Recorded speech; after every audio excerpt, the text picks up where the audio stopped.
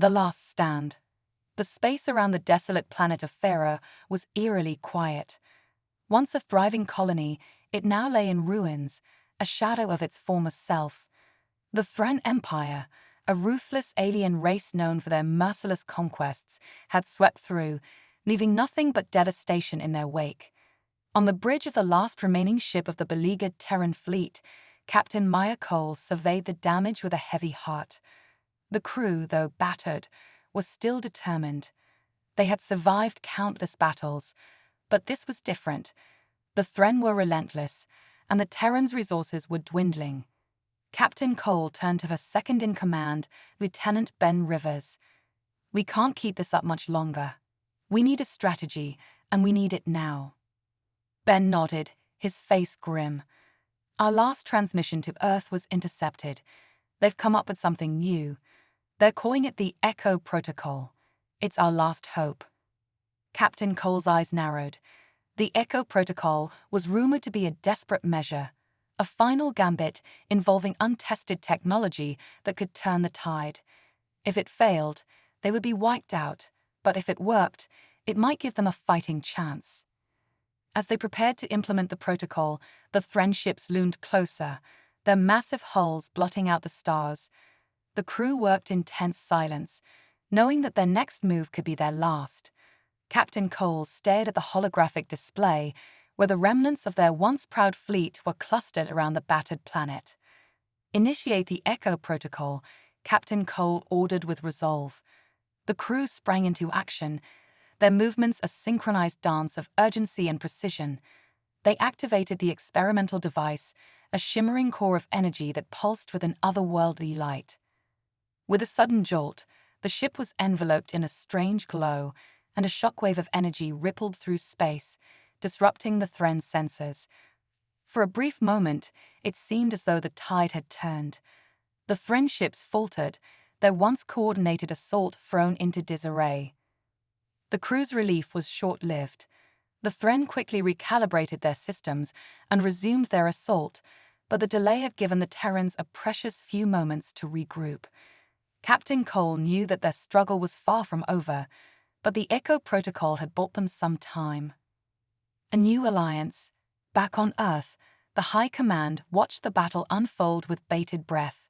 General Laura Mitchell, one of the architects of the Echo Protocol, paced the war room, her mind racing. The protocol had been a gamble, and its partial success had ignited a glimmer of hope. The Terran High Command had already initiated contact with potential allies, hoping to forge a coalition capable of turning the tide against the Thren.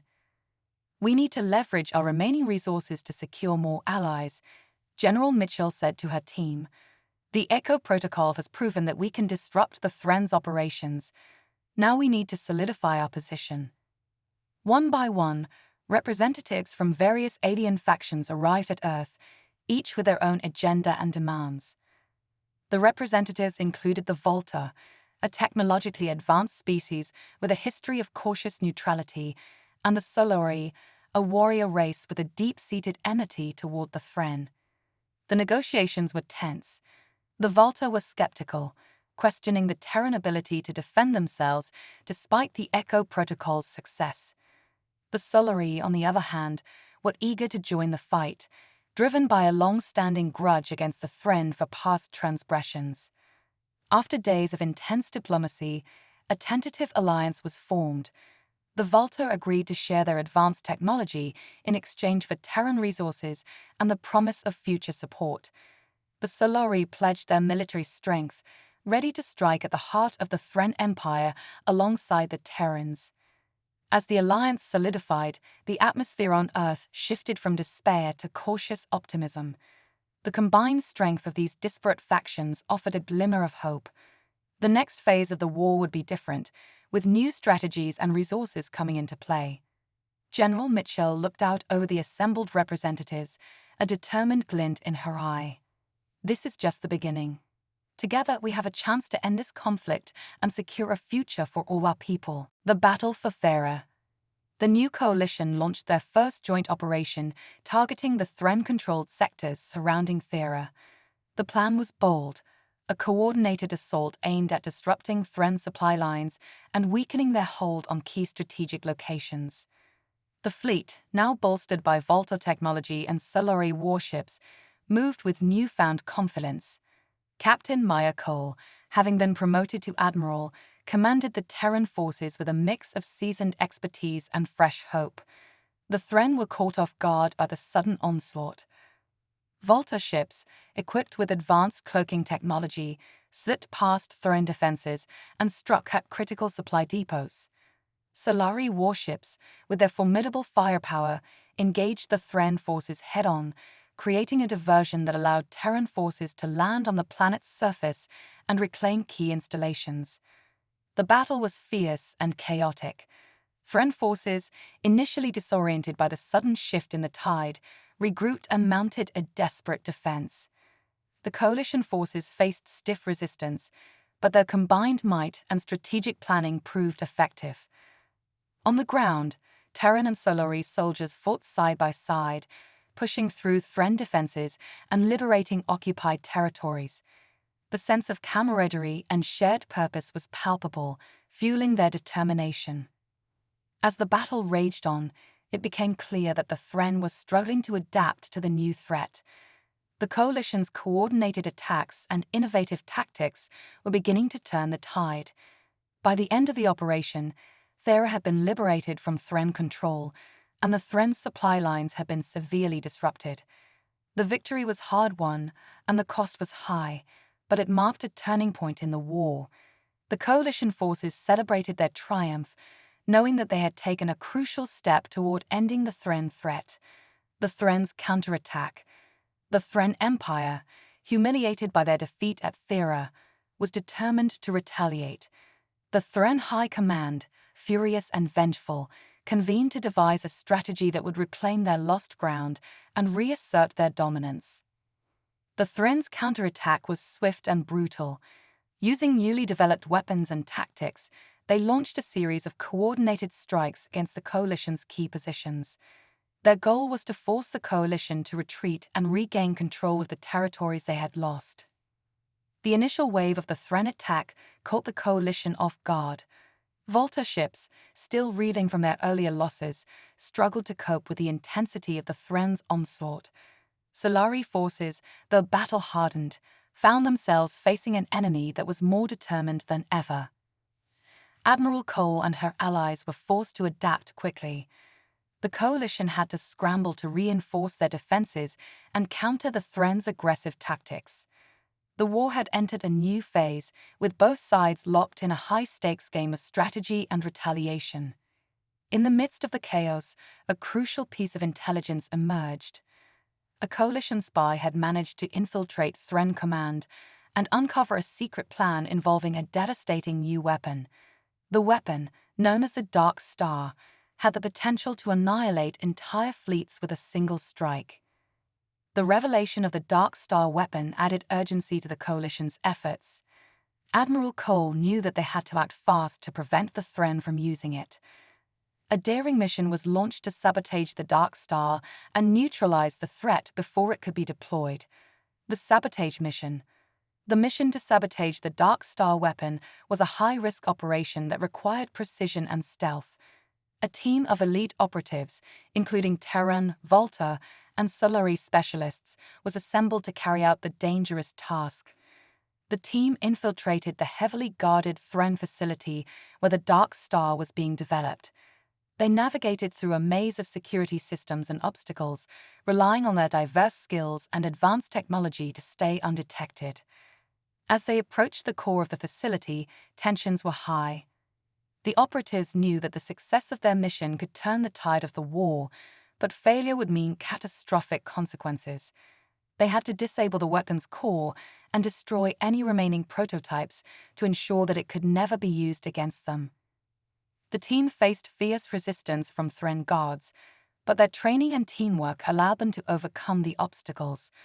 After a tense and perilous journey through the facility, they reached the weapon's core. With precision timing and coordination, they planted explosives and prepared to make their escape. Just as the Thren were closing in, the team triggered the explosives and made a daring escape. the facility erupted in flames, and the Dark Star weapon was destroyed. The loss of the weapon was a significant blow to the Thren, and it provided a much-needed morale boost for the coalition forces. A new hope. With the Dark Star weapon destroyed, the balance of power began to shift. The Thren Empire, now facing a significant setback, struggled to regroup and mount an effective counteroffensive. The coalition forces seized the opportunity to push forward, reclaiming lost territories and strengthening their foothold in the region. The victory brought a renewed sense of hope and determination to the coalition. The once fractured alliance now stood united and resolute, driven by the shared goal of defeating the Thren and securing a lasting peace. On Earth, General Mitchell and her team prepared for the next phase of the conflict. They knew that the road ahead would still be challenging, but the success of the sabotage mission had demonstrated their ability to overcome seemingly insurmountable obstacles. The coalition forces, buoyed by their recent successes, continued to collaborate and innovate. New strategies and technologies were developed, and the unity between the Terran, Volta, and Solari forces grew stronger. Admiral Cole and her crew, though battle-weary, remained optimistic. They had witnessed the power of cooperation and resilience firsthand, and they were determined to see the war through to its end. The final victory. The final assault on the Thren Empire was meticulously planned and executed. The coalition forces launched a decisive offensive, targeting the heart of the Thren stronghold. The battle was intense and all-encompassing, with both sides pouring their remaining resources and resolve into the conflict. The coalition's strategy, refined through months of planning and collaboration, proved effective. The Thren defenses, though formidable, were no match for the combined might of the Terran, Volta, and Solari forces. As the battle raged, Admiral Cole and her crew led a crucial strike against the Thren Command Center. The assault was a success, and the Thren High Command was captured. The loss of their leaders and the destruction of their key infrastructure dealt a crippling blow to the Thren Empire. With their leadership gone and their forces in disarray, the Thren were forced to surrender. The war that had seemed interminable was finally over. The coalition celebrated their hard-won victory, knowing that their unity and determination had turned the tide. In the aftermath of the conflict, the newly forged alliance continued to work together, rebuilding and fostering peace. The Terran, Volta, and Solari peoples, once divided by war, now stood together as partners in a new era of cooperation and understanding. Admiral Cole, standing amidst the remnants of the battlefield, looked out at the stars with a sense of accomplishment. The victory was a testament to human ingenuity, resilience, and the power of collaboration. The future was uncertain, but it was one that they would face together, with hope and determination.